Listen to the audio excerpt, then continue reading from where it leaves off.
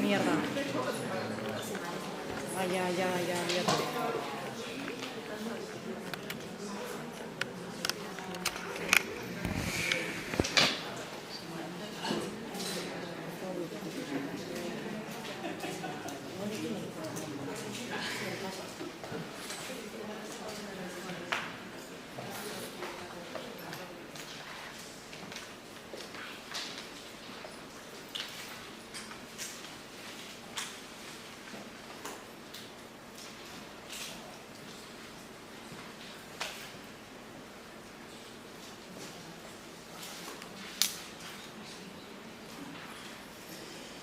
Bueno, kaixo, eskerrik asko gaur hona etortzeagatik.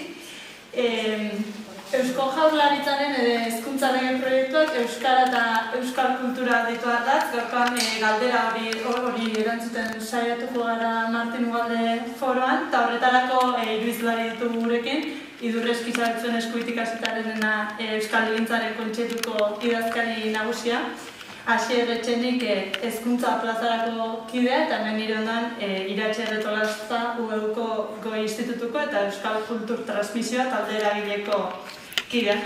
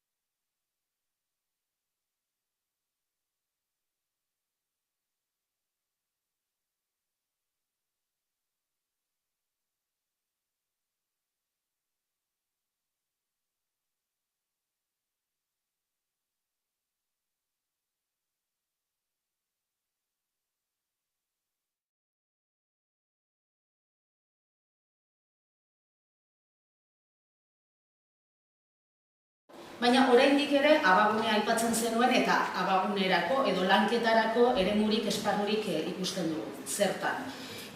Hasteko irtera profil bat ezartzen du, ezta? Nolabait, gaur egungo haur eta gaztetxoei euren irakaskuntza derrigorrezko bizialdi hori amaitutakoan euskararen jabetze gutxieneko eta nahiko osatu bat eskaini behar zaila derrigorrean, ez? Bebi irtera profilarekin irten behar dutela. Hori gure ustez, hori definitzea onerakoa da. Beste gauza bat onerako ikusten duguna, hizkuntza gutxituaren aipamena da, ezta? Eta gero, legearen asmoetan berean, esaten da, euskara ardatz izango duen hezkuntza sistema izango dela eta euskararen inguruan artikulatua egongo dela. Baita ere, hasieratik ontzat jo dugu, begionez ikusi dugu, hizkuntza proiektuak egin behar izate. Orduan badaude, helduleku batzuk onerakoak izan daitezkeenak. Ze arrisku, ze kalte, ze zalantza dauzkagu, hori guztia lege proiektua eskutan eduki eta momentu honetan oso lauso geratzen dela. Zer esan nahi du euskara ardatz izateak, zer esan nahi du euskararen inguruan artikulatuta egoteak, zein da benetan irtera profil hori iristeko bidea, hor ikusten dugu, lausotasun ikaragarri bat dagoela, eta iruditzen zaigu, orain dela momentua ezinbestean, hori definitzeko eta legera bertara ekartzeko baldin eta egiazkoak baldin badira asmo horiek, hortara iristeko bidea.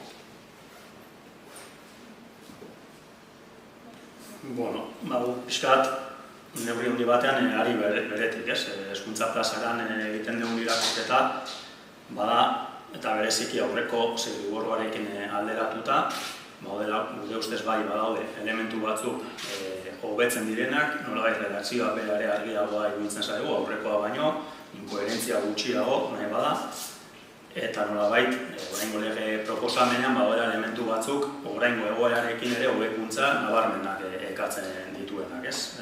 Batetik, aldaketa horretan, orain zioetan bai aipatzen da, horretik aipatzen ezen bezala, euskararen egoera minorizatua. Gero horretan sartuko naiz gehiago, baina bai, badago aipamen hori, badago ere bai, nolabait argi adierazten da sistema osora euskara eta euskal kultura ardatz dela, lehenengo artikulutik horrela idazten da, eta sistema osora, ez bakarrik orain arte bezala, nolabait referentzia bezala eskola publikoa zela, baizik eta hezkuntza sistema osoa, eta lehenengo artikuluan horrela jasota gelditzen da, ez? Gero, Ilurrek esan duen aritik, maila zehazten dira, orain arte euskalduntzea nolabait bazen helburu bat, baina orain asko zehaztapen gehiagorekin, eta esan nuke ez bakarrik B2 maila hori, B1 maila ere lehen hezkuntza amaitzen denean hori ere horrela zehaztuta egotea ere garrantzitsua da. Nik uste prozesu guztia eta jarraipen eman alizateko eta hobekuntzak eman alizateko, uste dut hori ere horrela zehaztuta egotea importantea dela. Eta gero, hori ez, batuena, hizkuntza proiektuak, hori hezkuntza proiektuaren barruan egotea eta berriro ere hezkuntza sistema osoan, hau da, gaur egungo sari itundu guzti horiek ere, haien hezkuntza proiektuetan hori egin beharko dute, eta hori laguntzeko edo hori indartzeko Euskara Institutua, ez? Eta Euskara Institutuaren barruan, kurikuluma, materialgintza eta guzti horren inguruko ardura. Eta horrekin batera, eta askotan inoiz entzun dut hortik, ez? Gaur egungo hizkuntza ereduak eta D ereduaren bilakaera, pixkat, gora beratsu hori, eta D+ bat beharko litzatekela gaur egun ja urrats kualitatibo bat emateko. Gure ustez, D+ hori bada neurri batean eskolan bertan egiten den lan hori, baina hortik harago ere, aisialdian kultur eremu guzti horretan, eta horretarako tresna gako bat dira gure ustez udal hezkuntza kontseilu horiek, ez? Eta horiek ere nolabait arautzen dira, hezkuntza sistemaren parte aitortza bat ematen zaio, eta hori guretzat importantea da. Orain, inferentzua, ez? Guzti horretan, gure ustez, zioetan esan dut, minorizazio egoera hori aipatzen da, baina gero artikulatuan ez da inungo momentutan jasotzen, eta etengabe jasotzen dena da bi hizkuntza ofizial izatea, ez? Eta ulertzen dugu guretzat, berebiziko garrantzia daukala bat, bai minorizazio egoera horren aitortza, eta baita ere, estatutuan bertan, euskara hizkuntza propioa dela. Guretzat, bi elementu horiek, gakoak dira, ondoren, euskara eta euskal kultura ardatz izan behar duela justifikatzen. Ez bakarrik, ikuspegi euskaltzale, abertzale, edo zale batetik, baizik eta justizia eta berdintasun ikuspegi batetik. Nola justifikatzen duzu objektiboki, euskara sistema osoaren ardatz izan behar duela, guretzat hor dago, bi hizkuntza ofizial daude, bai, baina bat egoera minorizatuan dago, eta gaina horietako bat propioa da, bakarrik Euskal Herrian hitz egiten dira. Orduan, guretzat, bi horiek nolabait artikulatuan ere jasotzea gakoa da, nolabait, orain, lege proposamena edo paperetik harago dagoen eztabaida guzti horretan gakoa delako. Horrekin batera, Ilurrek ere esan du, gure ustez, filosofia guztian eta legean oso argi dago berez euskara ardatz dela eta euskal kultura ardatz izan behar duela, baina gero, badaudetik batzuk eta esaldi batzuk, nasmenera eramaten dutenak, eta horietako bat bada, hortiokat, baina hori ez, hori euskara da, hizkuntza ofiziala eta atzerriko hizkuntza gutxienez, hori, bi hizkuntza ez urdu geratzen. Badago esaldi bat, eta euskara eta euskal kultura ardatz izan behar du, baina gero bi hizkuntza ofizialak eta atzerriko hizkuntza zurdura. Horrek zer esan du, badaudela, horako kontu batzuk, nolabait badazta horretan zehaztu eta argitu beharrekoa. Gako bat guretzat ere bada ebaluaketa, eta esan dugu, maila batzuk ezarri dira, baina barne ebaluaketa batekin planteatzen dira. Guretzat jakitea, orain neurri baten gertatu den bezala, segregazioaren gaiarekin bezala. Ikastetxe bakoitzak non dagoen kokatuta, segregazioa ikuspegi horretatik, euskararen eremuan jakitea ikastetxe batek, bere inguruarekin alderatuta eta sistema osoan alderatuta, ze ikasleen proportzio lortzen duen B1 edo B2 maila hori, horrek berak ja laguntzen du euskalduntze prozesu horretan. Nik Gasteiz eta gehien ezagutzen dudana, eta oso argi daukat, marianistas, ez dakize ikastetxe, gaur egun bere eruan ibiltzen direnak eta alako kezka berezirik ez daukatenak, bere ondoko ikastetxea baino 40 puntu bera balin badago, eta hori gaina publikoa izan beharko duke, adierazle hori, seguro nago horretan ere kezka hartuko luketela. Hizkuntzaren kalitatea eta bar, nolabait, ondoan daukan beste dozein ikastetxe, baina asko atzerago balin badago, seguro nago horretan ere pilak jarriko dituzketela. Orduan, guretzako ere bada oso importantea hori nola neurtzen den, bere momentuan, 2005an, 2007an, alteen bidez egintzen Eusko Jaurlaritza bera egintzuen alako neurketa bat, ordutik ez da berri errepikatu, eta bestela, beren bidez, nola egin beharko litzateke, baina gutxienez 4-5 urtean behin, hizkuntza bat proiektuek 4 urte eukiko balin badute, ikastetxe guztiek, eta balin bada aldi berean, euki beharko lukete adierazle hori, eta gaina publikoa egin, benetan lan hori egin ahal izateko. Kezkaz ikusten dugun beste elementua da, definitzen dela, Euskal Hezkuntza Zerbitzu publikoa, baina horreko zirriborrotik ona, horretan parte hartzeko lehen baldintzak zirenak orain irizpideak dira. Badago alako lausotze bat, eta guretzat hori ere bai, baldintzen artean badago B1, B2 horiek hortzea, orduan, zeintzuk osatuko duten Euskal Hezkuntza Zerbitzu publikoa eta zeintzuk ez herren arabera, eta gero ez da zehazten, betetzen ez dutenekin, ze kronograma dagoen, ze derrigortasun, ze epe, nola kudeatuko den guzti hori guretzat ere importantea da. Eta bukatzeko, lehen bat alonekin, Udal Hezkuntza Kontseiluak aipatu du guretzat importantea direla guzti honetan, ez bakarrik euskalduntzean, baina horretan ere bai, kontua da, legean ez zaiola eskumenik aitortzen horretan. Udal Hezkuntza Kontseiluetaz hitz egiten denean, hitz egiten da bereziki segregazioaz, matrikulazioaz eta horrelako kontuetaz, baina euskalduntzearen inguruan ez da zer aipatzen. Eta guretzat, aitortza hori eukitzea eta horretan zer egin zehatz bat aitortzea legean bertan importantea da, eta hor ikusi beharko litzateke ere bai, inkluso foru aldundiak ze esku hartze edo ze rol euki beharko luketen bertan. Gure ustez, izan daiteke gune apropos bat ere bai, bereientzat, azken finean, beraien eskumenetan gelditzen delako eskola kirola guztia adibidez, esialioan edo kulturaren eremuko elementu asko, eta guan, legean ez dira inondik inora aipatzen, eta gure ustez, Udal Hezkuntza Kontseiluak izan daitezkeen marko egoki batzuk, pixkat, norabide guzti horretan. Eta momentu sortu. Arratsaldean, abaguneetan uste dut bat gatozela gehienetan, egia da aurreproiektutik proiektura badaudela bi aldaketa horiek, baina aurreko testu inguruan ez artikulatuan, beraz, lege testuan ez, baizik eta aurre testu inguru hori kokatzean aipatzen da hizkuntza gutxituarena, euskal kulturaren transmisioarena ere eta hizkuntza propio izatearena, baina guk ere irakurketa bera egiten dugu, gerora artikulatuan sartzen garenean ikuspegi guzti hori desagertzen dela. Eta orduan artikulatuan lege bezala, artikuluz artikulu jasotzen denean nola garatu behar diren bai hizkuntza ikuspegia, bai kulturari edo bestelako hezkuntza filosofiari dagozkionak ez da aipatzen ere ez hizkuntza gutxitua, ez kultura gutxitua, ez bestelakorik. Gero guk egiten genuen beste irakurketa bat, eta hau nirea eta gurea diot euskal kultura transmisioaren talderagile hortan ere konpartitutako irakurketa badelako, aurreko ez badu legeak, proiektua badu aurreko testu inguruaren irakurketa bat, eta horre ikusi ditugu ez, alako aldaketak eta alako keinuak, eta gero badago artikulatua. Aurreko irakurketa hortan egia da aldatu direla halako kontzeptuak, baina gure ustez ez da aldatu egungo testuinguruaren irakurketa. Eta egiten da, eta nire ustez, baina iratxaren izenean, egiten da gaur egungo euskalduntzearen, hezkuntzak egin duen euskalduntze prozesuaren inguruko nire ustez irakurketa oso baikorregia.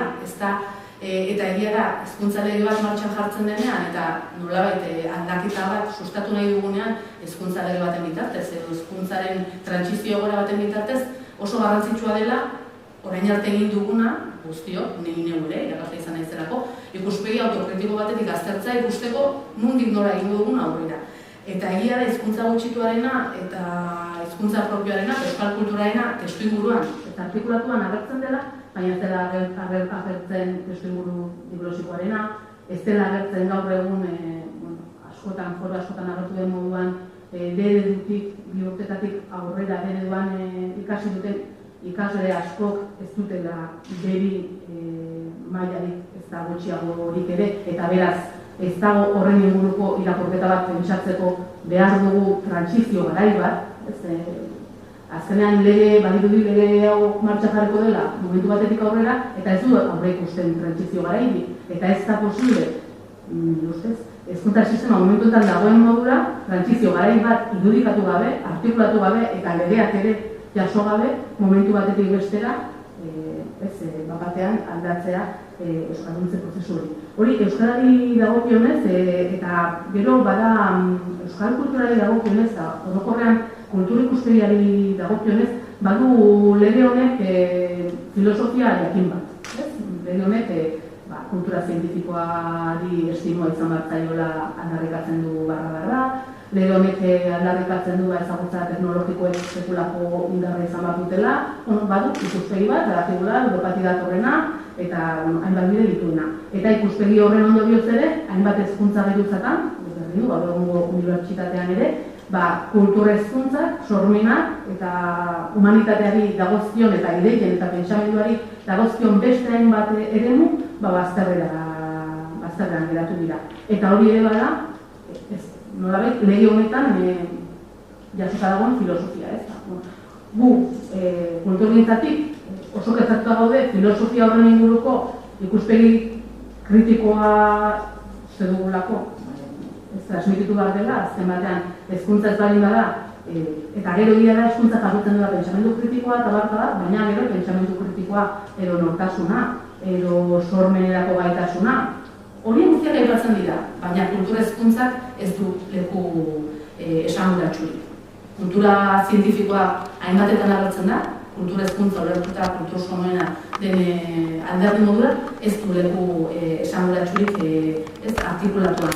Eta guk uste dugu, bai euskalduntzari begira, azken batean euskara eta euskal kultura ez dago bereiz ezina dira, hizkuntza gaitasun batean trebatzeko, hizkuntza horretan garatu den kultur sormenean gaitu hartzarela eta bizi hartzarela. Horrek ematen dizkizulako baliabideak pentsatzeko, adierazkortasunerako eta baita ere komunitate batean trinkotzeko, errotzeko eta beste hainbat alderdi hezkuntzari ere berezkoak zaizkionak, errotze prozesu horiek ere berezkoak zaizkio hezkuntzari, baina ez da kultur hezkuntza lantzen bereziki.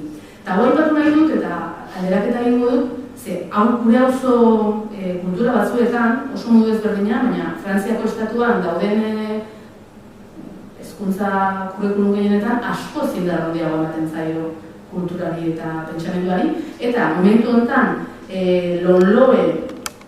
Loloek badu bere Nafarroako kurrikuluna garatua, horregia da euskarazko kultura modu horretara adierazita ez duela lekurik, baina egia da Nafarroako ondarea, Nafarroako ondarea esan eta zen daitekela ez, eta bat dela gizarte gatazka bate.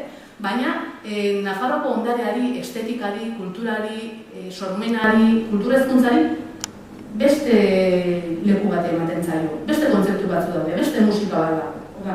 Horrekin esan nahi dut, badaudela, eta egon badaudela, eta hurbil beste eredu batzuk kultur hezkuntzari eta ondorioz euskaraz berdungo baldin badugu euskarazko kulturgintzari beste leku bat emateko eredu batzuk. Eta pixka bukatzeko, edo beste galdetara pasatzeko, horrekin batera, aipatu dugu ez, testuinguruan bai, da euskalduntzea, eta euskal kulturaren transmisioaren aipu bat. Artikulatuan ez dago, baina testuinguruan badago klima aldaketa, badago digitalizazioa, badago jasangarritasuna, ulertuta jasangarritasuna ekonomikoa da bat, izan zitekeen jasangarritasun kulturala, linguistikoa, ez dena aipatzen, ez? Horiek aipatzen dira, eta hizkuntza gutxituaren eta kulturaren izan ezik, gainerako guztiak artikulatuetan zehar lerro dira. Edozein ataletan errepikatzen dira bindagarriko. Egin behar da hizkuntza proiektua, klima aldaketa, digitalizazioa eta bartara. Egin behar da, urratxo bakoitzean errepikatzen dira, testuinguruan agertzen diren hainbat alderdi. Salbu eta hizkuntza gutxituarena, hizkuntza propioarena eta euskal kulturarena. Horrek ere, kezkatzen baitu. Eta hasieran ez dutenan mezu bat, baina internetez jarraitzen ari zareten horiek gero bukaeran galderak erantzuteko tarte bat hartuko dugu eta hezkuntza foroa hashtaga erabiliz galderak egin nahi dituzu, hortarako aukera izango dute. Jarri duz marko bat, pixka bat kokatu duzen. Orain bereziki gai batzu landuko ditugu. Aipatu duzu, ikastetxe bakoitzak bere hizkuntza proiektua inbertuko duela jasotzen du lege proiektuak eta helburua izango dela euskaraz nahiz gazteleraz B2 maila hori lortzea derrigorrezko bigarren hezkuntza amaitzerako eta ingelesez B1 maila. Legea jasota dagoenez, sistema eleaniztuna izango da euskararen inguruan artikulatua. Ez ditu aipatzen ez A, B eta D ereduak, baina aldiberean ez du aipatzen euskarazko murgiltze orokortu bat ere. Gaur egun daukagun sistemarekin alderatuta, aurrerapauso bat dela iruditzen zaizue, atzerapauso da, ezakit, balioko du ikaslean euskalduntze hortan jauzi bat emateko? Ezakit, pixkat zuen artean. Pixka bat, lenguaren ildotik ez da. Gure ikuspegitik eta pixka bat hizkuntza aldatzen jarri eta gure dagokigun lekutik guretzako ere galdera bat da. Zuk planteatu duzuna, ez? Da zuraski hemen gauden gehienontzako ez da. Ze behin da berriro aipatzen ari garen bezala, daude zioetan eta onerako elementu horiek, badaude helburu batzuk ere jarrita eta helburu horiek kontutan hartuta artikulatu bat egingo bagenu hori guztia egia gerta dabil, guk oso argi daukagu zein den ondorioa, ez? Eta ondorio nagusia da eta alaxe aurkeztu dugu legebiltzarrean, ez? Orain martxan dagoen prozeduran zuzenketetan, ekarpenetan, irakats eta ikas hizkuntza normalizatua euskara izan behar duena, ez? Hori da, nolabait bermatuko duena azalpenetan, zioetan, helburuetan jasotzen den hori guztia benetan gauzatzea. Hori abiaburu moduan, ez? Gure ekarpenen ildo nagusia adierazteko. Eta horren zehaztapen moduan beste hainbat kontu hemen agertu direnak, ezta? Esate baterako hizkuntza proiektua oso garrantzitsua helburu batzuetara iristeko. Baina ikastetxe bakoitzak egingo du gure proposamenetan dago abiaburutik baliozkotze bat izatea. Begirada batek esatea, hau egokia da, egokitzen da, abiaburutik helburu horietara iristeko. Edo lehen hasierrek aipatzen zuen, ez da? Bai hizkuntza proiektuetara begira eta bai helburuetara begira ebaluazioaren beharra, ez da? Hizkuntza proiektuetan uretan ere bai, ez? Proposatzen dugu, zehazki 5 urtean behin, ez? Egin dadila. Eta ez da fiskalizazio edo zigortze asmo batekin, baizik eta benetan, ez? Lehen hasierrek, ez? Aipatzen zuen berdintasun eta justizia terminoetan ulertu behar dugula, hau euskaltzaletasunettik uler dezakegu, abertzaletasunettik uler dezakegu, baina hortaz aparte berdintasunetik eta justizia sozialetik ulertu behar dugu baita ere, ezta? Eta orduan, berme horiek emateko begirada moduan, ez? Berme moduan. Hau da, ez da bila gertatu, hemendik 16 urtera ohartzea nolabait haur eta gaztetxo mordo bati, etorkizuneko herritar mordo bati iruzur egiten ari garela. Ez garela ematen ari aukerarik hizkuntza ofizialetako bat berena egiteko eta gainera berezko hizkuntza dena, ezta?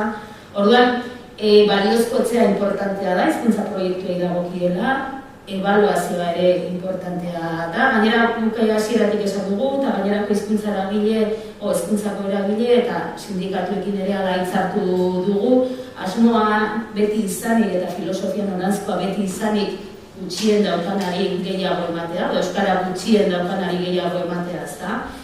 Zehor, zaurgarritasun indizeak, erabili dira orain, oso arazo larri bati erantzuteko, baina soziolinguistikoki ere zaurgarritasunak egon daitezke eta zaurgarritasun diferenteak egon daitezke. Eta alde horretatik ere, baliozkotzea eta ebaluazioa emateko, bermeak emateko. Eta, hortik aurrera ba. Ñabardura batzuk, guretzat, lege proposamenaren letra irakurrita, nik uste dut, hizkuntza eredua gaindituta daudela. Imposiblea da, eredu bat sistema horretan leku eukitzea, esaten denean, euskara ardatz dela, euskal kultura ardatz dela, lan hizkuntza irakasleen artean, profesionalen artean eta euskara dela, eta liberean eredua mantendu daitekera esatea netzako erabat inkompatiblea da. Gero, legean, lehen esan dut, badaude esaldi batzuk, halako zalantza batzuk edo sortu ditzakenak, eta moldatu beharko direnak, egokitu danakoa, baina berez, nahi legean dagoen bezala idatzita, no enkaja. Beste eredu bat, ez dena eredua. Gero, daude deklarazioak, daude oreka politikoak, eta daude beste kontu batzuk, baina netzako gainditzen dute. Gainditzen dira, orain dagoen bezala bintzat. Hori esan da, niretzat bada ere importantea, ikastetxeetako hizkuntza proiektuak sistema osora zabaltzen direlako gainera, baina berez orain arte ere bazeude. Eta ikastetxeek ere, gutxienez publikoek ere egin behar zuten. Eta niretzat, guretzat, lege honetan ere ahul gelditzen dena da, neurri batean, ematen duela ere bai, ardura guzti hori ikastetxeen esku gelditzen dela, ez?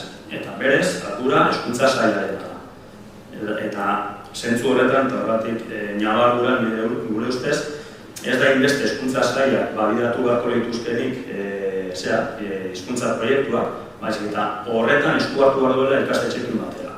Izan, institutuaren ardura, kompetentzia, beraiek, baina beraiek ikastetxeekin batera nolabait lagundu, bultzatu, edo lan horretan parte hartu beharko luketez.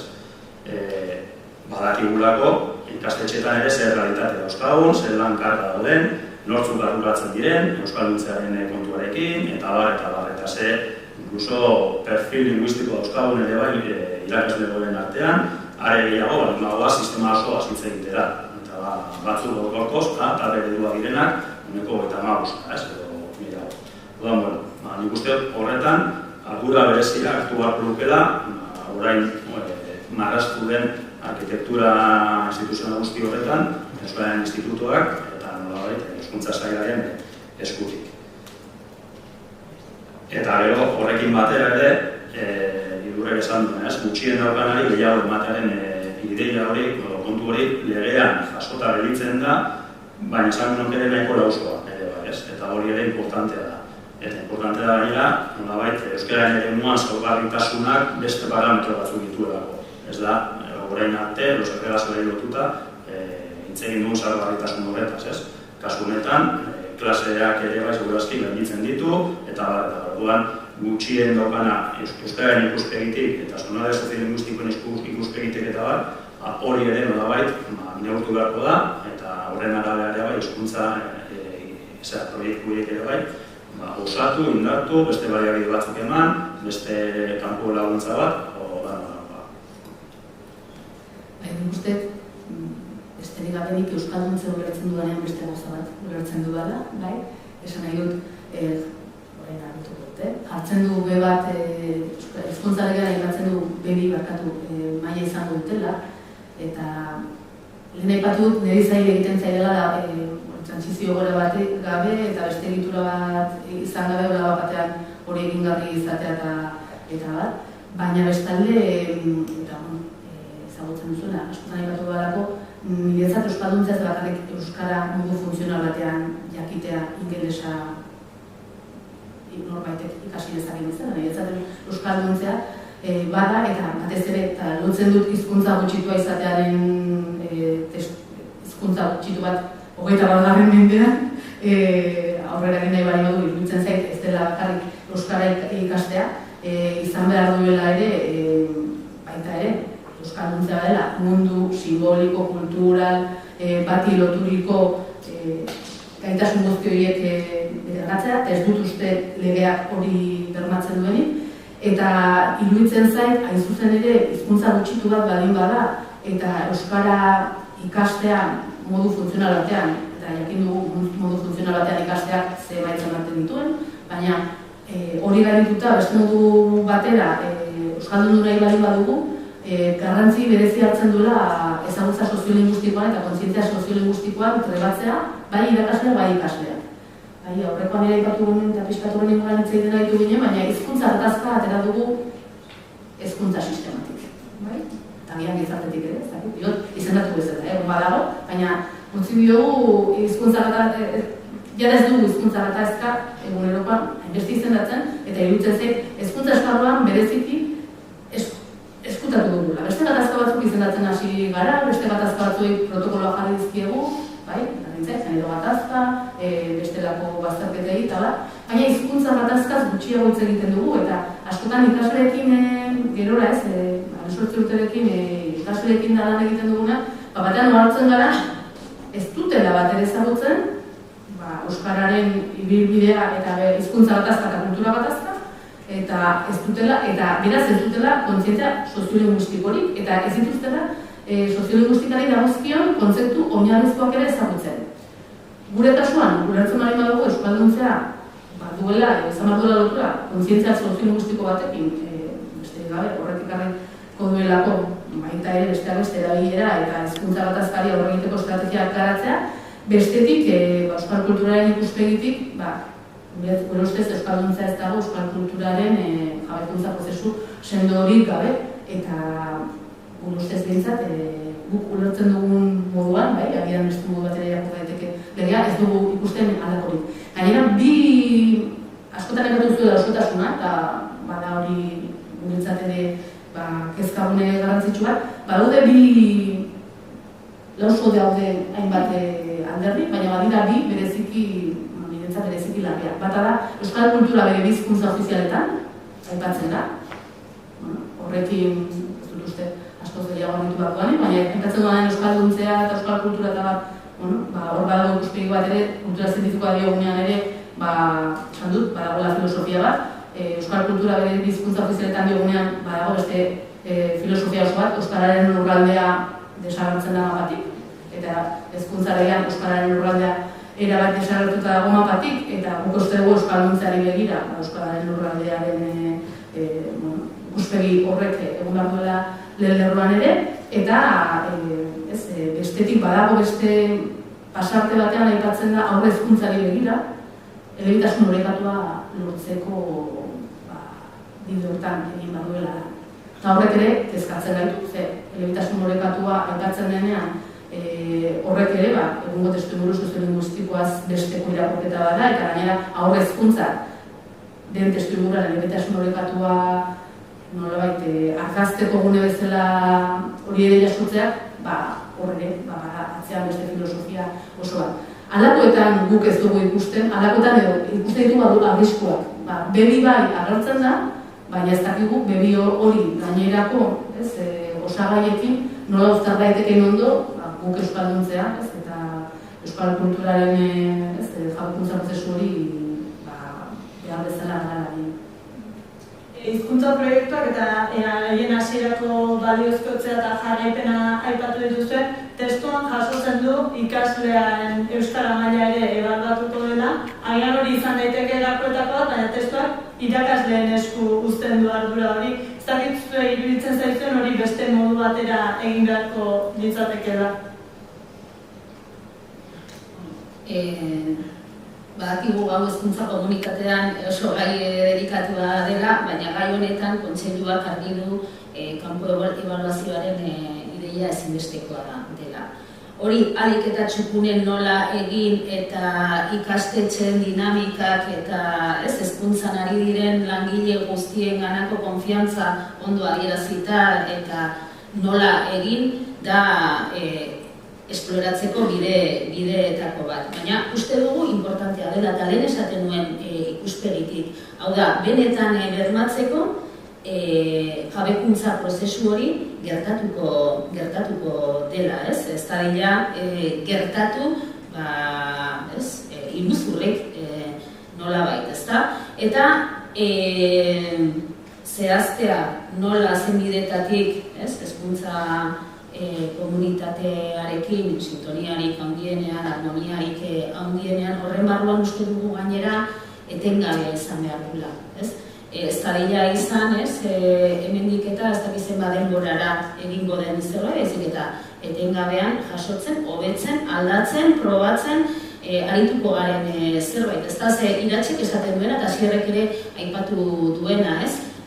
Abiaburu, daukagun zorua eta abiaburua daukaguna da, ez? Lege batek egia da, ez duela egun batetik bestera mundua aldatuko. Horregatik, ez, trantsizioa bera egiten laguntzeko begirada hori uste dugu oso garrantzitsua dela. Nik lehen esan dut ez, kanpo ebaluazioa guk derrigorrezko bezala daukagu, betzat ezinbestekoa da. Orain arte manejatzen ditugun datuetan referentzia esaten da ebaluazio diagnostikoa, baina horrek bi urtetik behin egiten da, ez? Eta horrek balio du, jakiteko, sistema berosotasunean, kompetentzia ezberdinetan eta bar, nola doan, eta bar.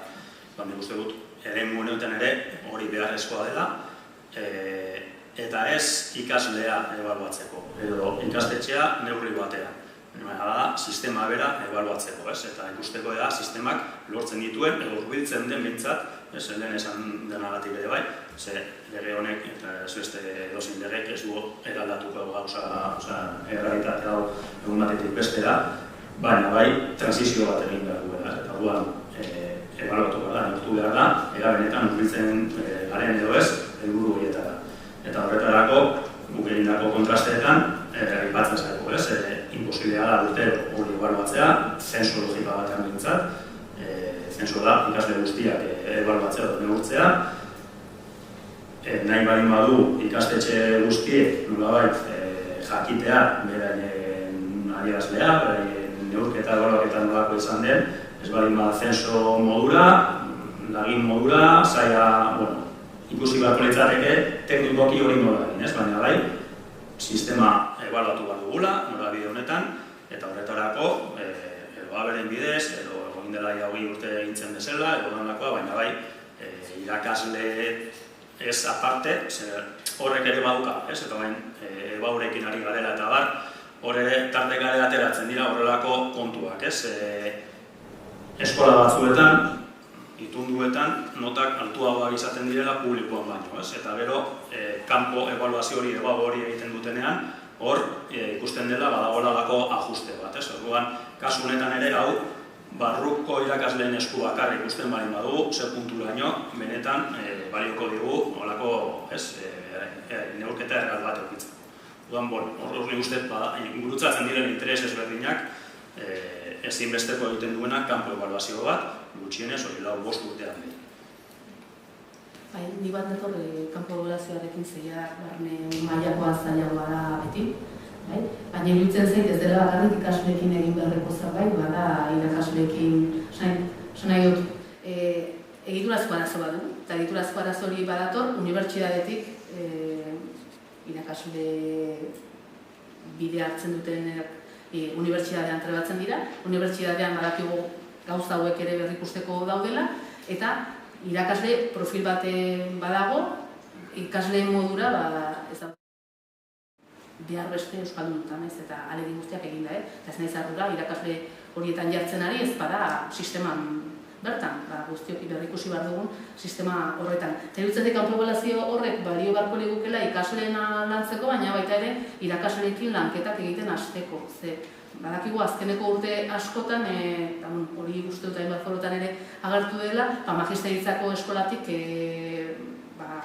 graduatu asko, eta gaur ere, Amena Barrek ere eta aipatu du hezkuntza fakultateko dekanoak ere, Amena Barrek aipatu du irakasletzarako edo irakasle izateko graduatzen diren horien hizkuntza gaitasuna nolabait ebaluatzeko beharra. Iruditzen zait, kanpoebaluazio hori beharrezkoa dela ikasleen kasuan, baina irakasle sartzeko dauden irakasleen artean, baina baita ere, dauden horien artean, besterik gabe lagun bideak irekitzeko euskalduntza izan dadin baita ere irakasleekin egiten den bide bat, ez? Baina bai, beharrezkoa da hori gabe, egia da, eta hizkuntza proiektuarekin lotuta, aipatzen da hizkuntza proiektua, aipatzen dira baita ere ez ordura hainbat hizkuntzarena edo euskara ardatz, baina aipatzen da testuinguru soziolinguistikoaren arabera. Baina ez da aipatzen, ez da gero bebi dagoen, ez da aipatzen horrek zer esan nahi duen. Ez da aipatzen testuinguru soziolinguistikoaren arabera guk esango genuke gutxiendakoan ari gehiago eman, baina ez dakigu beste norbaitek irakurtzen badu, esaten du testuinguru soziolinguistikoaren arabera hitz egiten dutenez. Ez dakigu horrek legalki irakurketa izan dezakeen, hemen gure irakurketa izan daiteke bat, baina hor badago irakurketa legal bat, ez dugu naguk egingo, epaitegiek egingo duten, zen ikusten, hori momentu honetan ere kontuan hartzekoa dela. Orduan, testuinguru soziolinguistikoaren arabera izendatzea bakarrik gehiago jarri gabe, ez dakigu horrek adierazten duen hizkuntza proiektu horrek egin behar duen bai ala bai ikastetxe bakoitzak erabakiko duena aurre proiektuaren arabera egin behar duen bai ala bai euskalduntzaren alde edozein izan testuinguru soziolinguistikoa eta euskalduntzeko urrats horiek izan behar dira lehentasun edo izan behar dira nolabait herriaren testuinguru soziolinguistikoaren arabera agian apaldu daitekeela erritmoa. Ez dakigu, ez dagoelako jasota, ez? Horregatik kanpoebaluazioarena garrantzitsua da, are gehiago hizkuntza proiektua ikastetxeak eta hizkuntza hautuak eta hizkuntza jarrerak ikastetxeak hartzeko testuinguru batean. Eta hizkuntza zaritu gara orain arte batez ere, baina euskarak eta kulturak eskutik joan beharko dute bataren zein bestearen transmisioa eta ezagutza bermatu nahi da bintzat. Iratxezuk esan dakoa da aurre proiektuak ez zuela kontuan hartzen euskarazko kulturak tratamendu berezitu bat behar duela. Lege proiektua iritsi da, zer iruditzen zaizue, bide beretik jotzen du, oraingoak aintzat hartzen du euskal kulturak tratamendu berezitu hori behar duela? Esan bezala, testuinguruan, hasierako testuinguruan gehitzen da, eta lehen ez zegoen. Eta euskara eta hizkuntzen irakaskuntzarako institutu hortan, zer bigarren hori ere gehitu da, euskara eta hizkuntzen irakaskuntzarako institutua, bai hor gehitu da euskal kurrikuluna, gehitu da euskal kulturaren transmisioa, gehitu da. Baina egia da ez dela zehar lerro. Ez da zehar lerro, lehen aipatu dudan ikuspegi hortatik ez, filosofia bezala ez da zehar lerro kultura hezkuntza ez den neurrian, eta egia da Euskara Institutua hor formulatua dagoen modura, ez da adierazten Euskara Institutu horrek, eta ez dut esango izan osoa estra datzagatik, baina Euskara Institutu horrek ez du esaten Euskara Institutu horrek bai ala bai esku hartuko duenik ikastetxe guztietan, esan nahi dut. Orain arte, egon dira ere normalizaziorako egitura, eta normalizaziorako egitura horietara jo dute, interesa izan duten ikastetxeek. Ez dakigu Euskal Institutuaren funtzioa horixe bera izango den, eta beraz, euskaldundu nahi dunak izango duen akuilulan bat egingo dion instituto bat, zoragarria izango dena, baina ez dakigu sistema osorako baliagarria izango den tresna bat izango den. Alde horretatik iruditzen zait, ez dagoela bat, bintzat guk egindako proposamenak ez dira jaso, ez dira bat ere ez da jaso. Zegoen beste proposamen bat, eta aprobetxatu nahi dut hemen aipatzeko iruditzen zaidalako ere gizartera ekarri behar dugun eztabaida bat dela, eta zegoen beste proposamen bat arteko irakaskuntzari begirakoa, eta guk aipatzen genuen hemen arautzen direla arte ikasketak, eta ez zuzen ere ez direla jaso herri kulturari, eta kasu honetan euskal kulturako herri kulturari dagozkion arte ikaskuntzekin zer egin, eta oso momentu hona zen, bertsolaritzari tikitixak, beste hainbat ikaskuntza sistema ofizialetatik kanpo dauden, eta arautu gaude, eta beraz, zirkuitoetatik kanpo dauden, baina guretzat oso kulturaren ikuspegitik oso garrantzitsua diren eremu batzuk arautzeko aukera. Eta behintzat, arautzeko aukera ez badago, gizartera ekartzeko eztabaida hori, badaudela gure herrian hainbat kultura eta hainbat arte adierazpide ez direnak sartzen arte ikaskuntzen testuinguru hortan, beste leku batzuetan arautzen direlako arte ikasketak. Eta hainbat ekarpen eginda genituen bide horretatik eta horiek behintzat artikulatuan ez dira jaso.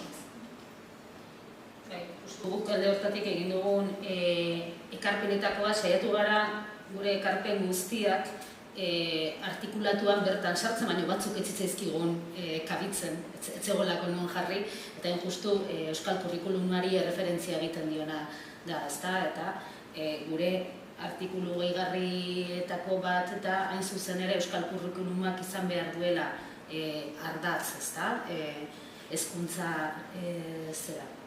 sistema berri horretan, hildo horretatik, iratxe, azaltzen egun horretatik guztitik, Euskararen jabekuntza horrek eskatzen duelako ezinbestean zoru bat, eskatzen duelako erreferentzialtasun bat, eta hori gabe, dudari gabe, oso hankamotz ikusten dugulako, hor aipatzen diren helburuetara iristeko ibilbide hori. Eta ez bakarrik euskal kurrikuluna jasotzea, baizik eta irakasleen trebakuntza eta prestakuntza baita ere hortara bideratzea, Ze formakuntza beharretan hizkuntzarena, hizkuntz gaitasunarena jasota dago, kezkagai da, aspalditik, foro askotan, baina euskal kulturaren arloan ere trebakuntza horren falta nabarmena da baita, Orduan, hori guzti ere nola bai, eta importantea da, nik uste dut hori, zehaztasuna gure kasuan oso importantea dela, eta ez ustea zirrikiturik era hontara irakur daiteke edo beste hontara irakurre daiteke. Ze batetik eztabaida politikoan ikusten ari gara, nondik nora dabilen, hor ere orekak eta indar harremanak direnak dira, beraz alik eta zeratzen, eta gero badaukaulako iratxek aipatu duen beste kanpo ebaluazioa guk bai daukagula, etengabe hor begia. Orduan oso garrantzitsua da gauza hauek ondo behartzea. Gure ikusten duguna da hori, neurri batean, esaldi batean jasota dagoela, Euskararen Institutuaren atal horretan, batetik irakaslegoaren formakuntzaz edo hitz egiten da, bere egiteko nagusia da, hizkuntza metodologiak lantzea eta irakasleak prestatzea. Eta gero, beste 29 euskal kurrikuluma lantzea eta eskola materialen ekoizpena antolatzea. Baina, lege proposamen guztia hori da, aipamen bakarra. Eta gero, guk horrekin asko lotzen dugu ere digitalizazioaren beste eremu bat. Digitalizazioak ere ertz asko ditu, baina gai honetan bereziki, badaude proiektu batzuk Wikipediarekin eta bar, hain zuzen esango nuke, materialgintza hitz egiten denean, segurazki askok ez dugula digitalizazioa buruan, igual profesionalok bai, baina netzako materialgintzak kasi da gure garaiko testu liburuak, eta horiek gaur egun desagertzen daude nolabait, eskoletatik, eta daude beste proiektu batzuk guzti hori digitalean daukatenak, baina hori ez da orokorra. Ikaselkarretik eta bar, hor dauen proiektu guzti hori, lan guzti hori hor dago, baina hemen legean bertan esaldi bakarrean fulminatzen dute hori, eta gero ez dago, eta eratxik lehen esan bezala, euskal kulturaren institutorik ez dago, ez dago atal berezitu bat, propio bat, guzti hori nolabait landuko dena bermatzen duena. Orduan, gure ustez, badago zertzela da bat hor jaskota, baina ez da nahikoa. Orduan, horrek behar du beste gorputz bat. Bueno, eta pixkat, tonu eraikitzale batean edo amaitzen joateko. Gaur egun, Arabako, Bizkaiko eta Gipuzkoako DBH2ko ikasleen 153 hasierako maila dute euskaraz, bistakoa da arazo bat egon badagoela. Legeak, behin betiko lege horrek, ze jaso beharko luke egoera honi buelta eman ahal izateko?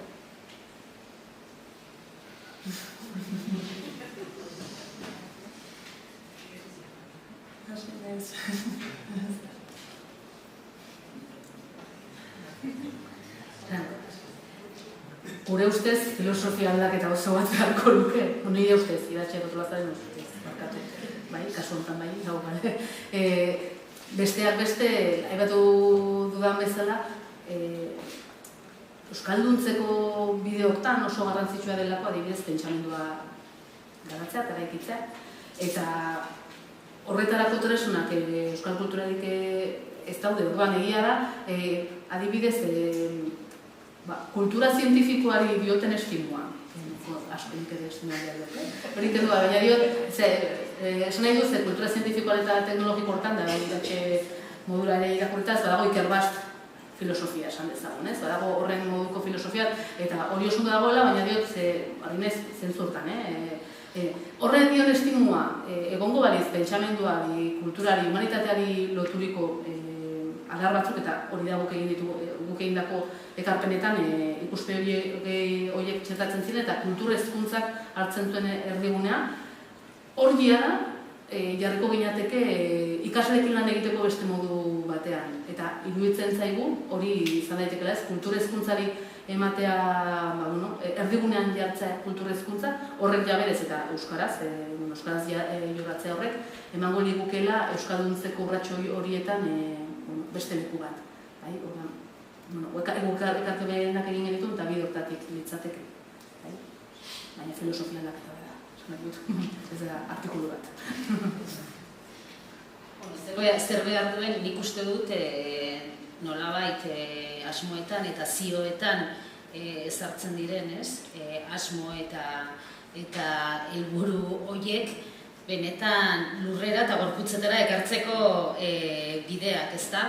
Uste dut gainera, lege berria egiteko prozedura hasi zenetik, bai hezkuntza eragileetatik, bai hizkuntza eragileetatik, bai kulturgileetatik, proposamen asko egin direla bide hortan, ez? Ziur aski guk oso garbi dugu denok ere zer behar den zehazki, ezta? Uste dut guztion ekarpenak ere noranzko horietan doazela, lehen esan dut hizkuntzaren ikuspegitik gure lurrera eta gorputzetara euskara ardatz izatea eta euskararen inguruan artikulatua izate horrek guretzat hartzen duen esanahia da euskara izatea irakatsi eta ikas hizkuntza normalizatua, neurri baten murgiltze bat izango litzatekeena, ezta? Tokian toki horrek esan nahi duenarekin. Esango nuke, bideak jarrita daudela, ez? Denok ere badakigula. Orain hori da, ez? Indar harremanak nolakoak diren eta zer gaitasun aukera dagoen zio, asmo eta helburu horiek epe ameskerietan erorik gabe, zerean ikuste dudeno jabetzen garela baita realitatea den bezalakoa dela eta ez dela gaurti biharrerakoa izango, baina epe arrazoizkoetan hor jartzeko, baina hor uste dute indar harreman, giro politiko, gauza asko dauzkagula surfeatzeko. Bai, nik uste dut, hori ez, konstiente izan bat garela edo eta berezik izan duke olako markoetan legerik onenarekin ere ez balin badago herri mugimendurik, ez balin badago impulso sozialik, jai daukagula. Eta niretzat, hizkuntza ereduen bilakaera bada paradigma bat horretan. egungo lege marko honek aukera batzuk ematen zituen, baina gaur izan zitekeen egoera 80% ereduan egotea. Ze aukera hori ere ematen du, baina ez da izan hori, ez? Eta ez da izan hori, ez legeek, ez momentuko gobernuek kontrako erabaki dutelako, baizik eta euskalgintzatik eta herri mugimenduetatik eta indarra egin delako norabide batean, eta nolabait indar harreman horiek irabazi egin dira eta posizio horretan kokatu dela, ez? Hezkuntza plazaratik horregatik dela ez dakit, EPEak eta hankasgo gaitu nik, martxoan ez dakit noizen genuen alako agerraldi bat, ez? Eta apur bat gure asmoa ere hori bazen, ez? Bai, oraingo legea importantea da, eta hor indarra ingo du, eta gu gehu saiatuko gara horrela egiten, alik eta leherik txukunena egiten, baina ondoren irekitzen den denbora horretan, eta lortzen bali bada gainera, udal hezkuntza kontseiluak hainbat herrietan sortzea, martxan jartzea, horietan herri eragile ezberdinak eragitea, herrietako hezkuntza proiektuak martxan jartzea, kulturarekin, euskararekin, paradigma beste da. Eta horretan, egolako gunetatik uste dut, eragiteko daukagun gaitasunen arabera izango dela euskalduntze prozesua. Orduan, bai, lege hau egingo dugu, egin beharrekoa eta alik eta txukunen atera dadin presioa eta lan egin, jakin da ere beste batzuk, beste norabide, guztiz kontrako norabidean egin dutela lana, eta gero hor daude gainera, hauteskundeak, gertatzen diren gauzak, orain ez daki interesa dagoen edo ez dagoen, edo ez daki zer, guzti horrek ere eragiten du, orduan, uste dut, horkeza guztiak kontuan hartu behar direla, baina bereziki eta guri dagokigunean, ordezkatzen dugunaren ikuspegi horretatik, herri minorizatua gara, soberania daukagun mailarekin, eta besterik ezaiguna gelituko, daukagunari aurre egiteko, kasu honetan, uste dut, aukerak egon daitezkela, o sortu daitezkela, herrietatik, dereduarekin gertatu den bezala ere bai, deredua nola joan den edatzen eta nundi joan den edatzen ikusten baldin badugu, ez da Gasteizen hasi, eta ez da Iruñan hasi, han ere lan asko egin da, baina indar harreman horien arabera ere bai, hori edatzen joan da, orduan nik uste dut, kasu honetan ere bai, aukera bat sortu daitekela, lortzen baldin badugu, orain nintzen ditugun elementu guzti hauek, legea jasotzea. Barkatu, aterako dut gai bat bukatzeko kontratu ez ditugula batera ipatu eleaniztasuna. Eta badagoela legean ere eleaniztasunaren inguruko ikuspegi bat eta eleaniztasuna dela gaztelania, ingelesa eta euskara. Eta ez dagoela eleaniztasuna ulertuta hizkuntza askoren artean egon daiteken harremana, euskararen barruan bertan egon daitezken hizkuntzak, esan dezagun da berta da. Eta, iruditzen zait, hortaz ere ez da inbeste legeari begira, baizik eta legeak ikustet ematen digula, legeak ematen digula gauzez hitz egiteko, eta beraz, ditugun kezken inguruan ere hitz egiteko aukera, eta iruditzen zait, eleaniztasunaren ikuspegi hori birpentsatzeko ere badugula, eta zergatik hiru hizkuntza horiek, edo ez, eleaniztasuna modu asko zabalago batean, eta hizkuntza gutxituen ikuspegitik, ez, askoz ere interesgarriagoa litzateken beste ikuspegi batetik garatzeko. Eleaniztasunaren arlo hortan, egon daiteke baita ere tentazio bat euskarari orduak kendu eta ingelesari orduak ematekoa ere, ezta? Ikuspegiak, ez, eleaniztasuna hori gorpuzteko moduak erabakiko du, ez, azken batean bide bat.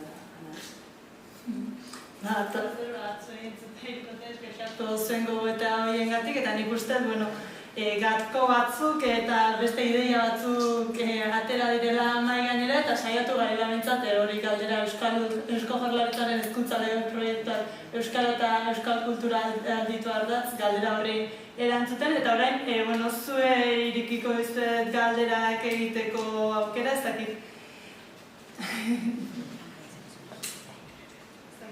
Internetetik galderatik hori dut. Zer ikusten zuen, Katalunian? Katalunian, laurogeiko urteko eraginda erabazituzten salaketa batzuk bertako hizkuntza sistemaren diskriminazio prozesuaren kontra, zete probintzialak, zete inoxek, horren bazituzten ebazpenak. Ez duen bat elementa hori mugimendu bat, aktibo bat zein egutzatu zuen, atene politiko baten bidetik bat zertzak.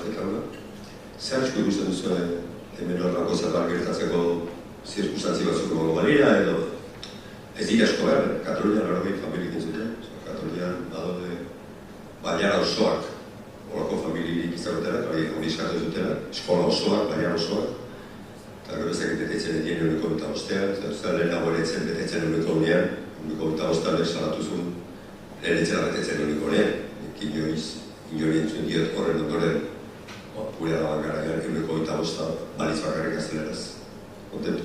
Beraz, da ere, estantze bat edo arazorik ez sortze bat, ez?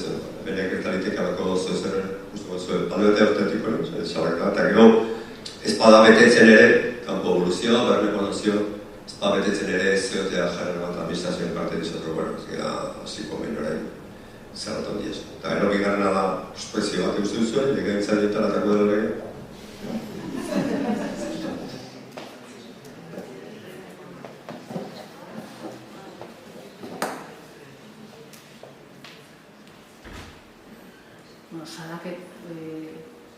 Nik lehen aipatzen duenean oso ongi zehaztu behar duela legeak, hain zuzen halako arriskoengatik, aipatzen duen amigotasuna saiestu behar direla, azken batean amigotasuna balin badaude tobaitekelako norbait eta zerbait eskatu eta epaitegiek hain zuzen ere ez. Egia da, beste batzuek esaten zutela lege ikuspegi batetik egokiagoa dela gauza batzuk ez zehaztea, baina egia da zehazten ez balin badezu, egun daiteke aurrekari bat epaitegi batek zehazten duelako utxunea, legearen utxunea. Legeak zehazten balin badu, eta gero, norbaitek egiten balin badu errekurritu dena delakoa, legearen kontrako, testu inguru ezberdina da, zera onartutako lege baten kontrako epai bat ez, eta testu ingura, nire ustez oso ezberdina izateke. Egoera hori egon daiteke, nik uste dut baietz giroan hasten bada, eta ez dakigu, norontziko dut, uste dut gerta daitekela, leku batzutan halakoak ere, agian ez dira izan halako salaketa publikoa, baina badakigu leku batzutan gurasoak joan direla berdindu, zaiteke hezkuntza puntuengatik, Euskal Herriko mapa dagoelako, badaude halako gertaera asko eta ikastetxeek atzera egin dutela gauza askotan guraso batzuk agian gerora ez dute jo epaitegietara, esan ezagun edo beste norabaitera, baina ikastetxean bertan eskatu denean beldurragatik atzera egin dela gauza batzutan, ez? Orduan, hala izan da, nik uste dut gerta daitekela, eta horregatik garrantzitsua dela ere legeak ahalik eta gauza gehien babestea. Eta beste galdera zein ziren, onartuko den ala ez, egia ez naiz gaini, ni hola uste dut baietz baina, ez da. Intuizio kontua da. Ez dut hola. Nik ere bigarren galderanentzat ez daukat erantzunik, baina lehendabizikoari dagokiola uste dut momentu hontako eztabaida politikoan azpiko errontean neurri baten badela hori, ez?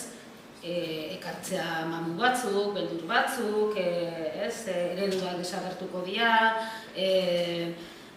astelenean izan ginen gu, legebiltzarrean honen inguruko agerraldia egiten eta gure proposamenak azaltzerakoan eta oso argi utzita proposamen hauen helburua dela berdintasun termino horietan aurreta gaztetxo guztiek berain derrigorrezko hezkuntza zikloa bukatzean bi hizkuntza ofizialak jakitea, horrela espresatuta eta ia inposizio egotzi ziguten, ez?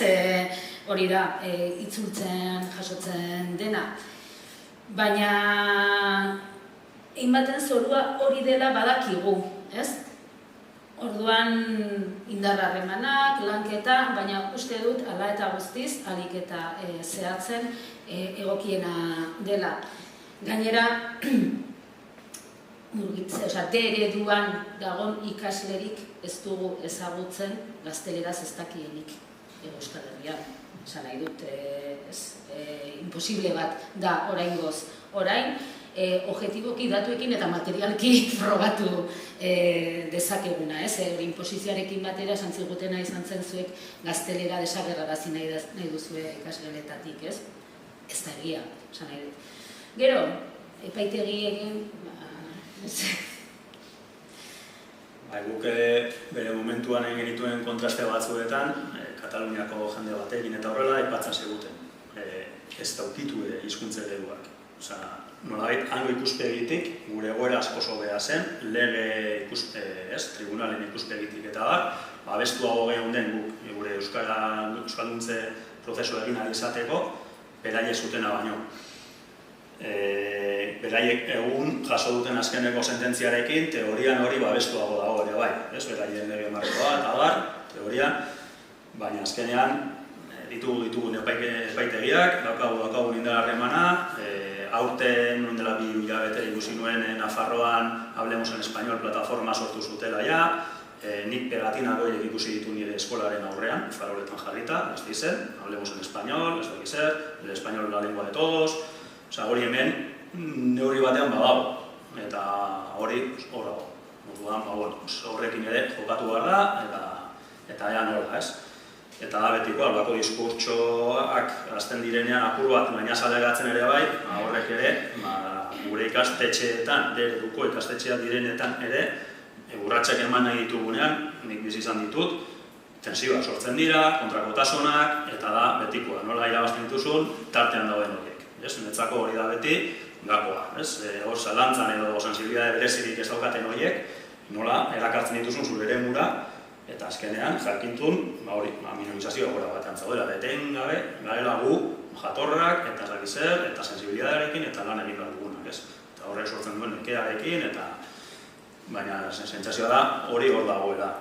Eta gero, legislatura honetan aprobatuko den edo ez, uste dut eren egun, noin dela 2 egun, Paizen editorialean, zetorrela, kasi favore bezala eskatzen PP Bosek irabazten bari matuen Madrilen, ez usteko londoe bertan bera, urte bete ez daukala. Eta ordan zerako mogoa. Hori ja, estatu mailako lege organiko, hezkuntzaren lege organikoaren inguruan, ja zalantzan jartzen, ea, 2 hilabete geratzen zaizkion edo ez. Eta gu oraindik gurea, daudenean, ez? Orduan, batetak. Eta ipatu nahi dut, iruditzen zait, badagoela beldur bat aspalditik, halako eta injustu horregatik alduntze bat behar dugula, nahiz eta indarrak izan direnak, baina gauden non artean alduntzea behar dugula, ze hezkuntza sailetik, arruti ikerketak ere esaten du, geroz eta irakasle gehiagok, erantzuten diotela, ereduan gazteleraz ikaslei. Baina hezkuntza sailak ez du ezer egin, esan nahi dut. Eredua da, ikerketek esan dute, geroz eta irakasle gehiagok erantzuten dutela ikaslei gazteleraz, baina ez du gero oso, ez dakit, ohar atsegin bat, bidali esateko, gogoratu murgiltze ereduetan gaude, gure ardura da, ez dut esaten herrietan, baina esaten dut, gogorarazi, gure ardura da, ereduan, eta segurazki hori da, beldur, gutun hori bidalizkero, badago hormamu bat, gehi beste arrazoi asko egon daitezke. Honenean, izan daiteke beldur hori. Eta iruditzen zait, beldur hori dela eta gauza asko ez ditugula egin, eta beraz ahalduntzeko baliabidea galdu ditugula, eta beraz beldurrari esker bezala, gehiago egin gabe, segulako plazak hartu dituztela, eta ikastetxetan asko dira, gero eta gehiago dira, formazioetan, euskal kultura eta hezkuntzaren inguruko formazioetan, irakasle asko esaten digute, ikastetxean oso bakarri sentitzen ez dakit norekin landu gai hau. Eta azten naizenean lantzen gatazka badenez, atzera egiten dut, somatzen du alako, beldur bat, mamu bat. Orduan iruditzen zait, mamu hori badagoela, gertatu ala ez, eta behar ditugula tresnak alduntzeko, beldur horiek ere kentzeko edo estrategia pentsatzeko horretara. Ekartzen dena ere bai, hezkuntza eredua gaindituko ditugun edo ez, edo batzutan iruditzen zait ere bai, datu estadistiko galtzen ditugula, eta galtzen dugula apur bat ikuspegi kualitatibo hori, ez? Eta bai, eredua zabaldu da, baina nire sentsazioa da, eredu oso ezberdinak ditugula gaur egun, eaen, ez? Eta hainbat lekutan, ikasleei gaztelaniaz egiten diete pasilloetan, jantokietan gaztelaniaz egiten da, eros eta ez daia ze urtetatik, lehen aipatu da ingelesarena, baina DBH-en o batxin ere badaude hizkuntza behikulara da ingelesa, programa berezi daude horretarako, eta D eredua da. Eta instituto berdinean, gela batzuek, hainbat ikasgai dauzkat ingelesez, eta beste gela batzuk dena euskeraz, baina biak dira ereduak, eta hori guztia mape hori egin gabe daukagu, ez dakigu, egiaz, zenbat ikastu ordu dauden euskeraz, eta gero arruede ikerketarekin badakigu gutxoera bera, zeintzuk diren harreman horiek, ez? Bai eskola duetan, patioan, horrelakoa. Baina hor, azkeneko urteetan, ere eredua zabaltzen joan da, baina horren ezaugarritzea ere bai oso anitza dela, iruditzen zait, eta ez garela oso konstiente bilakaera guzti horretaz, ez? Emaitzak bai, ikusi dugu, askotan ikasleen ezaugarritzean jartzen dugu fokoa, ez? Ereduak familia eta ikasle ezberdin gehiago jaso dituelako, baina hori ez da gauza, aldatu den gauza bakarra, ez? Orduan, dago, irakasleen euskara gaitasuna, ingeles orduak, eta nik uste dut elementu asko eta asko daudela hor, landu beharrekoa ere. Eta geri, anuntziarena oso importante iruditzen zait. Anekdotatxo bat, baina irakasle hasi berri xamar batek kontatua, eredu batean ikasle batek esatea ez nirekin harremana hizkuntza ofizial daude, ez? Eta orduan gazteleraz egin behar didazu, ez? Eta berak zalantza eukitzea, ez? Hori nola kudeatu, ez? Ez eukitzea ziur, ez? Eredu batean nago, eta honek ematen didan eskumena da ikasgelako hizkuntza euskara izatea, ez? Hor gaude momentu askotan, ez? Eta ariketa hauek guztiak egin behar ditugu, pentsatu behar ditugu, eta ondo lan. Kataluniatik esan dezuna, ez? Uneko 25-aren etorri zenean, hainbat lagunen katalanek hori bera santziat, ojala, hori izango balitz. Benetan, bai, teorian inmersioa dago, baina errealitatea da irakaslearen, nahiaren edo dakantaldearen nahiaren araberakoa. Eta duan, eta iruditzen zait gurean, azkenek urteetan, eredu hori ere katalanizatu dela termino horietan. Ja ez dela eredua, eta gehiago dela, depende irakaslea, depende begiralea, depende inguruko errealitatea.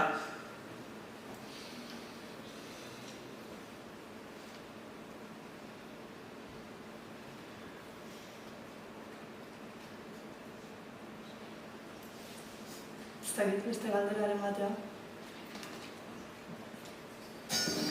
Nik galdera baino iritzi bat konpartitu nahiko nuke zuekin, eta iritzi ez oso baikora. Iruditzen zait lege horretan euskararen trataren oso gabezi asko dituela. Azteko, 10 artikulu, baino ez dira eguna baten gainean. 10 artikulu, puntutan hartu, hizkuntzaren nataleko bederatziak, gehi euskararen institutuarena. Esan bezala, sarrera sartu dira elementu batzu, baina gero artikulu gure ez dira ekarri. Eta gero, askotan hitz egiten dugu, eta zira batean esaten duzu hau, zehazgabea, ambigua, irakurketa kontrajarria, tarako eman ditzake.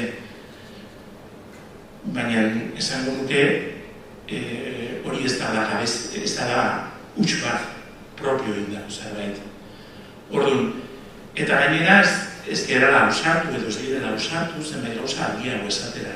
Adibidez, printzipio buruz eta hitz egiten denean, hizkuntzarekiko kontuei buruz ez da ezer aipatzen, ez da ezer esaten, ze aberasgarria den komunitate baterentzako bere gazte guztiek hizkuntza ofiziala jakitea eta eskola horretan ekarpen berezi bat egin behar duela.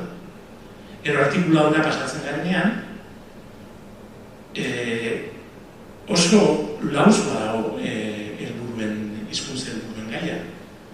Izan ere, beste lege batzuk, argiago esaten zuten, edo argiago dute hizkuntza helburuena, eta inkluso badituzte atalak esaten dute hizkuntza ofizialak ezagutzeko eskubideaz eta dute beharraz, neureak hori ez du esaten, zuzenean jazten da hizkuntza trataeraz. Ez du esaten, aipatzen ditu erreferentzia bezala bi eta be bat DBH bukatzerakoan eta lehen hizkuntza bukatzerakoan, baina hori ez da lehenengoa gure ordenamentu juridikoan agertzen dela. 2007ko kurrikulumean agertu zen, referentzia bezala, eta gobernu aldaketa etorri zenean 2010an egin ziztaio 2007ko kurrikulum dekretuari hori izan zen, ezagatu zen lehenengo elementuetan. Eta bain ere, ikusten dugu, badiela pertsona batzuk, ustez akordioan daudenak, baina hori kendu nahi dutenak. Baina, ez geha usatzen esatera, bi hizkuntza ofizialen erabateko eta pareko ezagutza bermatu behar duela eskolak, hezkuntza sailak sistema batzuk jarriko dituela, hori kontrolatzeko, ebaluatzeko, horren jarraipena emateko, eta hobekuntza prozesua sustatzeko, eta hori lortzen ez duten ikastetxe, nahi eta ez, hobekuntza prozesua jarri behar dituztela, hori lortzeko. Eta adierazpen hori ez da erokeri bat, hori da lorloeren disposizio adizional batek esaten duela. Ez dugu esaten, hizkuntza proiektuaren buruz hitz egiten denean, dana oso lausoa da. Ez da esaten, hizkuntza proiektua bermatu beharko dute, hizkuntza helburuak lortzen direla, eta hizkuntza trataeran horren araberako izango da. Bango gara ebaluatzen, zer toki eman behartzen duen hizkuntza bakoitzari hori lortzeko. Baina aldiz, artikuluak esaten du, zehatz eta oso arriskutsua da, hizkuntza proiektuaren helburua dela hezkuntza sistema eleaniztuna sortzen. Hori esaten du. Beraz, zein da helburua? Legeak bermatzea, bermek neurri batzuk jartzea, lortzeko ikasle guztiak elebidun eleaniztunak izan daitezken, eta hortarako aparataje oinarri juridiko sendoa jartzea, edo legearen helburua da eskolan Iak eredua nagusi bihurtu dan eta aurren hezkuntzako ikasleen ia uneko larrogeia momentu honetan ereduan dagoen, ea lortzen dugun atzera pauso batzuk ematia. Eta hezkuntza proiektua eleaniztunen derrigorrezko bihurtu eta inglesari eta gaztelaniari izaera ez duenetan ega. Hori da, nire bekurra. Eta nireak artikuladua horretarako bidea ematen. Bezkerako baina bidea. Sentitzen dut, horre pesimistik.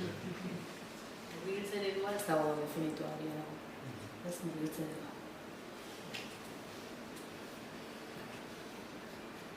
Eskerrik asko, Iñaki.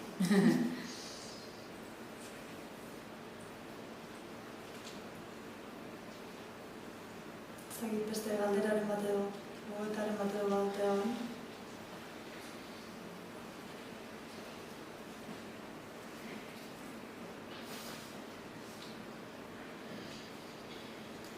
Besterik ez eskerrik asko, eta eskerrik asko nire bat